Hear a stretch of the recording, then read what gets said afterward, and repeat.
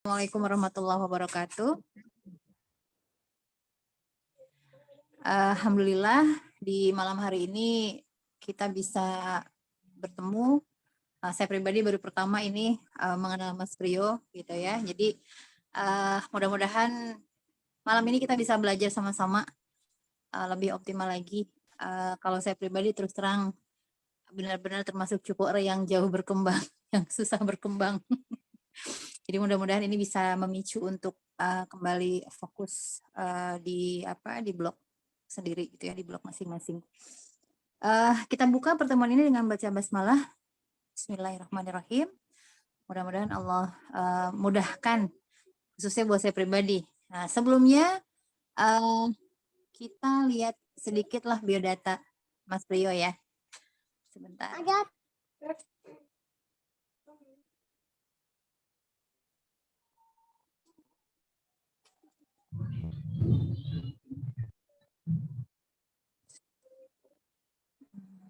Kok ternyata susah bawa sebentar.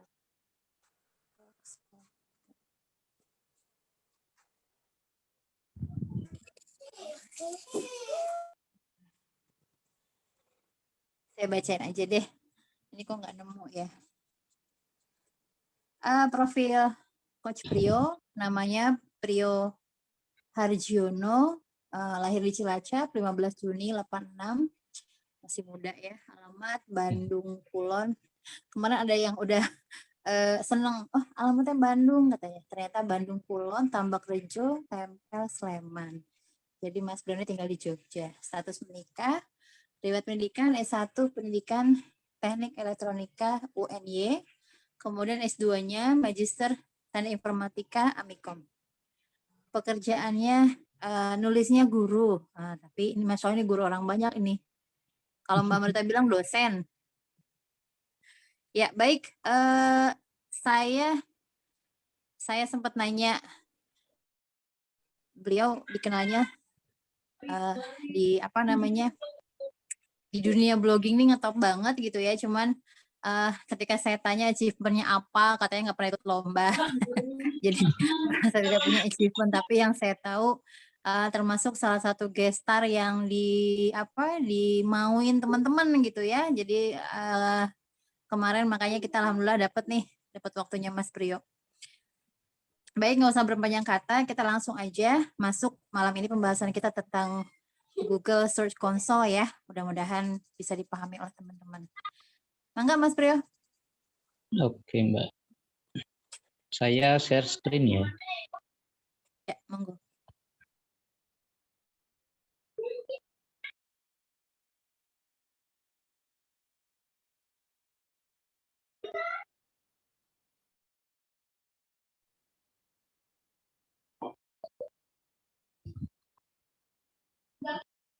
Oke, kelihatan ya? Kelihatan.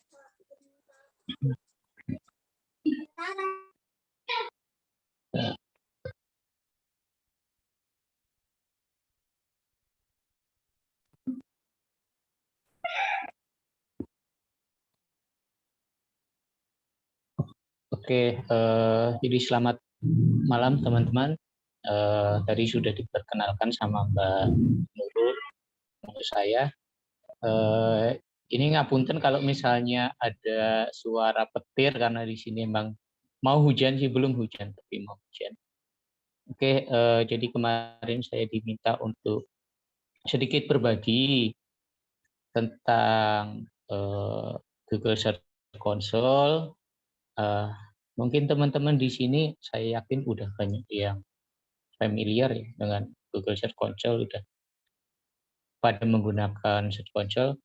Tapi mungkin banyak juga yang belum mengulik seberapa penting sih atau mungkin seberapa banyak sih manfaatnya Google Search Console. Nah, ini saya coba tampilkan di slide saya, sama nanti saya akan coba untuk demokan penggunaan Google Search Console yang saya lakukan sehari-hari itu seperti apa.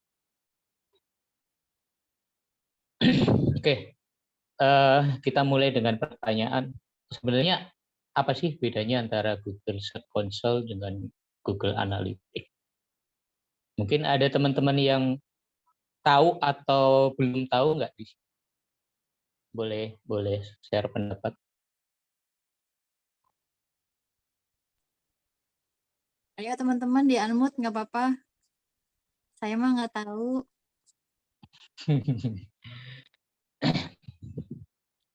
Oke, jadi kita kan kenal ada tool, kita udah pakai Google Analytics.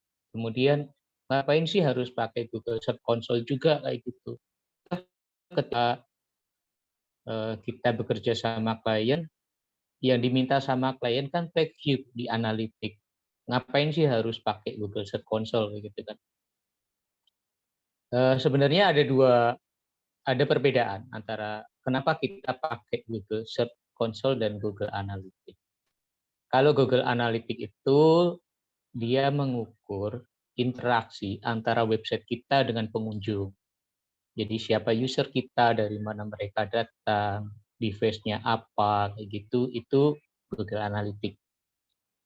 Sementara Google Search Console itu interaksi antara website kita dengan mesin pencari, dalam hal ini Google ya, karena GSC ini memang punya Google dan dia dipakai untuk memberitahukan kepada seorang pemilik website sebenarnya gimana sih interaksi antara websitenya mereka dengan mesin pencari Google itu seperti apa. Jadi inilah kenapa kita menggunakan GSC. Oke, saya lanjut lagi. Nah, Google Search Console sendiri ini pada dasarnya adalah sebuah kumpulan tools SEO ya. Saya bilang kumpulan tool SEO karena ya memang tools yang ada di dalam Google Search Console ini memang dipakai untuk meningkatkan performa SEO dari website kita.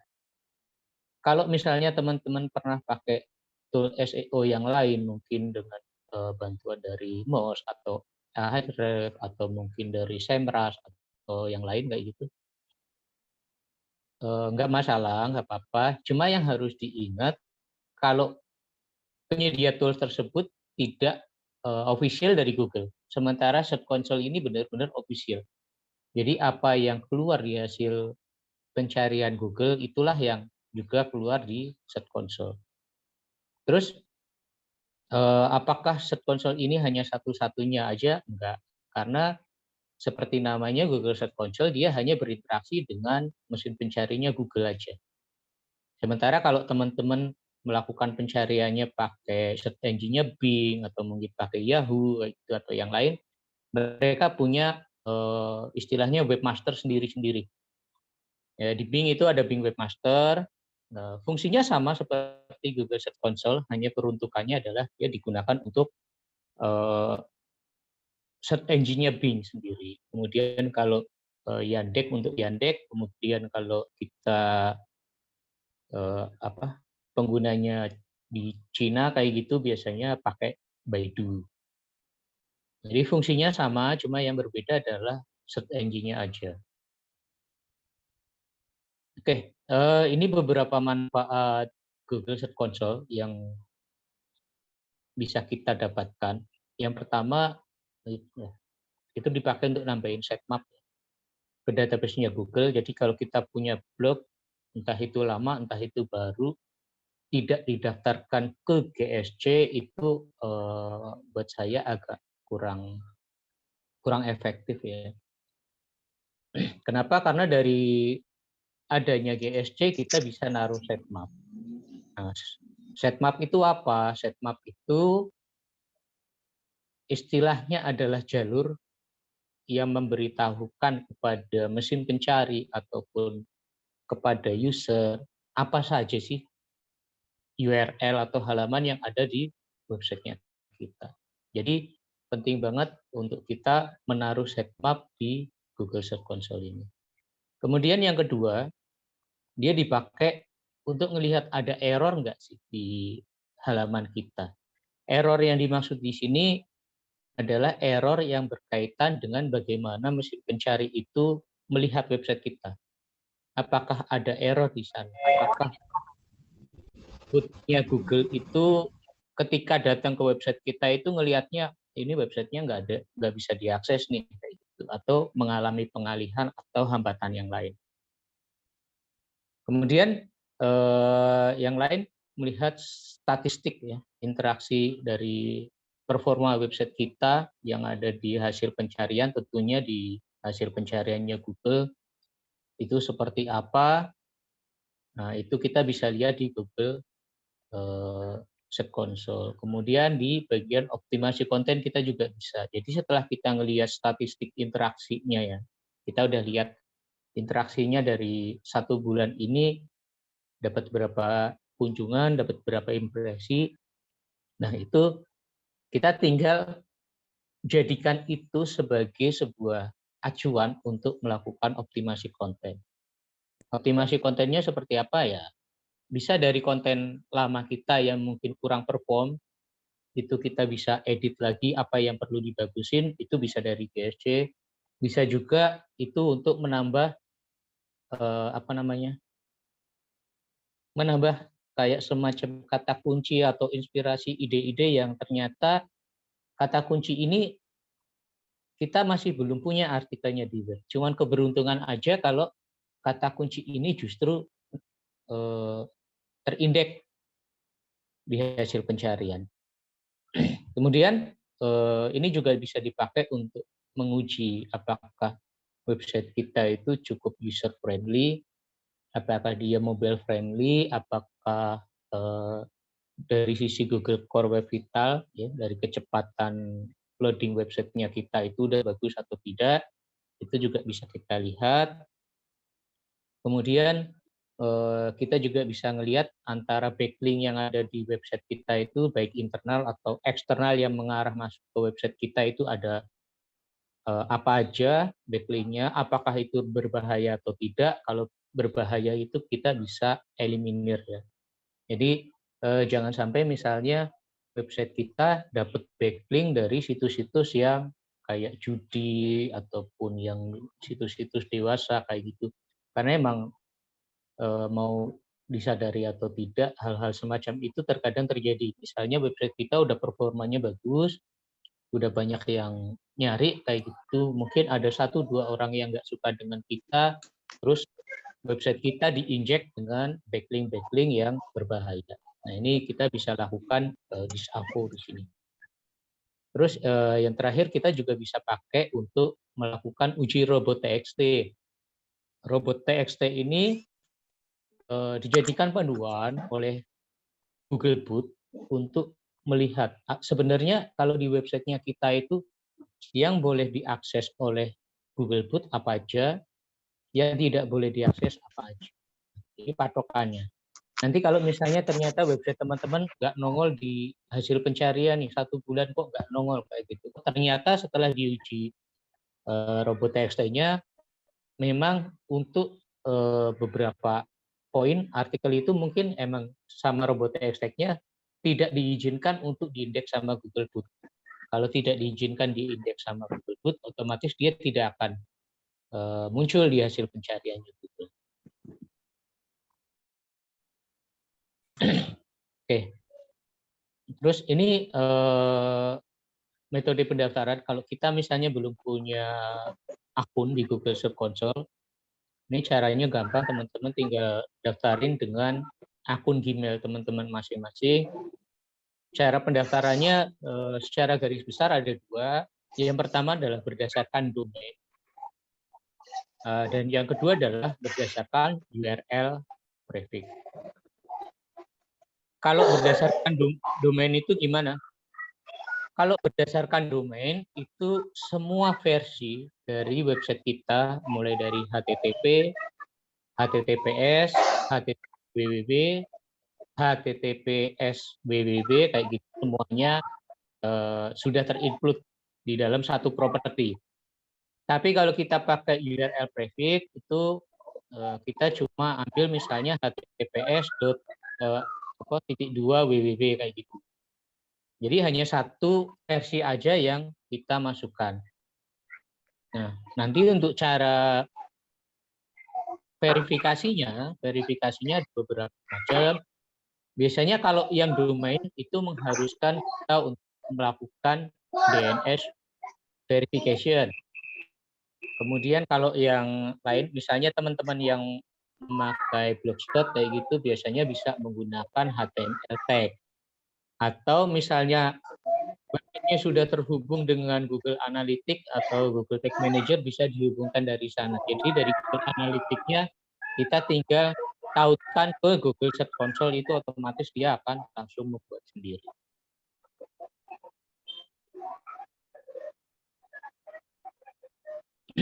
Nah, ini di sebelah kiri tampilan dari menu utamanya Google Search Console ya. Jadi dari atas itu mungkin ada nama websitenya kita atau di situ properti kalau di sana. Kemudian ada bagian URL inspection. Ini biasanya kalau kita mau ngecek apakah halaman kita sudah diindeks atau belum, begitu di URL inspect. Terus ada performance. Performance kaitannya dengan gimana interaksi website kita dengan mesin pencari Google selama rentang waktu tertentu. Kemudian ada juga menu indeks. Nah, menu indeks ini nanti bisa kita lihat sebenarnya ada berapa sih dari website kita yang sudah diindeks sama Google, berapa yang error, berapa yang dikecualikan, kayak gitu. Itu di bagian itu. Mbak, menu nawarin rumah Kemudian perumahan. di bagian experience itu ada yang kaitannya dengan user experience ya, mulai dari kecepatan load yang berkaitan dengan forward detail, kemudian ada juga dari mobile friendly. Sementara kalau yang enhancement ini biasanya terkait dengan gimana kita menggunakan struktur data di website kita. Misalnya penggunaan breadcrumb, penggunaan snippet, dan yang lain sebagainya itu berkaitan dengan skema, itu biasanya terlihatnya di enhancement. Kemudian yang sering juga di ini yang buat saya penting banget, karena saya pernah mengalami 2 kali de-index ya. Jadi de-index itu maksudnya website kita itu benar-benar dihapus dari Google. Jadi semua link, semua artikel, entah itu kita punya 100 atau 1000 artikel, kalau sudah de-index, dia hilang semuanya. Itu penanganannya ada di bagian security.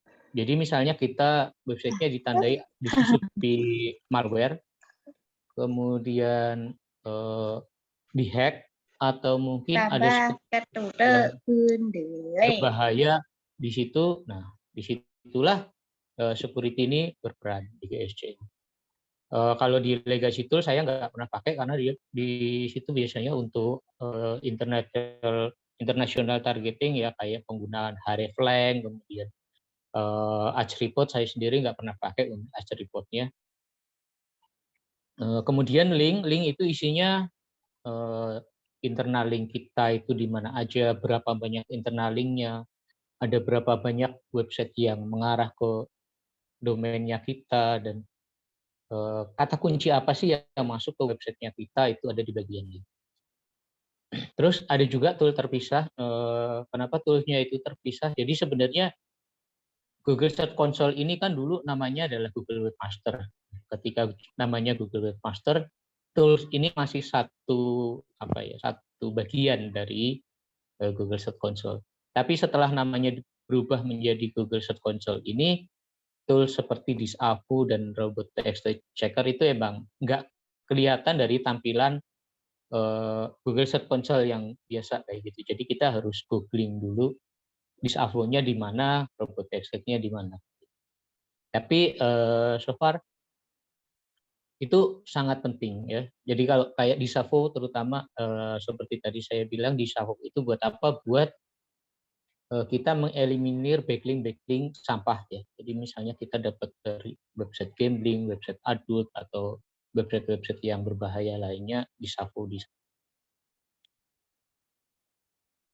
Oke, ini untuk slide-nya. Mungkin saya bisa lanjut demo atau gimana, Ge?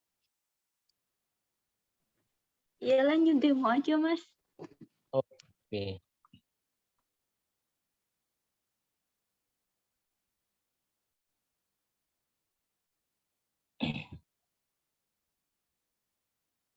Oke, ini tampilan untuk Google Search Console ya. Jadi pertamanya di sini kita ada properti. Di sini kalau kita menggunakan DNS verification tadi, nanti di sini adalah domain property. Tapi kalau kita menggunakan yang tadi URL prefix itu nanti ada HTTP itu sendiri, HTTPS sendiri, kemudian kalau ada versi-versi yang lain kayak gitu itu juga sendiri-sendiri terpisah. Tapi kalau pakai DNS verification kayak gitu itu lebih enak karena semua versi URL kita itu sudah ada dalam satu properti ya.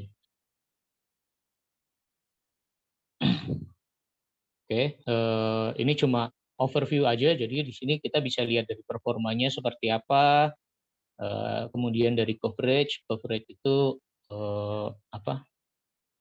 Berapa yang error, berapa yang valid dan yang lain sebagainya.